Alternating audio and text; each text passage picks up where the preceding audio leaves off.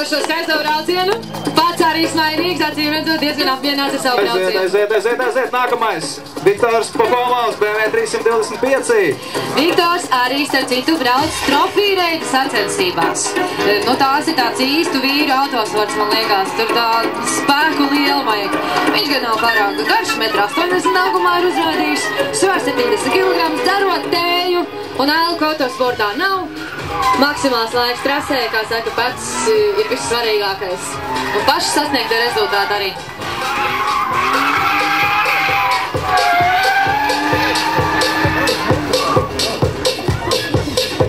Tur aiz šīs mazās taisnītes, kur tikko kā iebrauc Viktors, nu jā, mazliet arī sagriežās.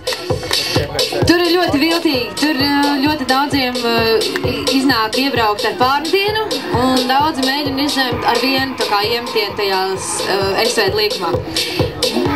Labi, Viktors izbrauc uz taisnes, lai iebrauktu garajā ovālā.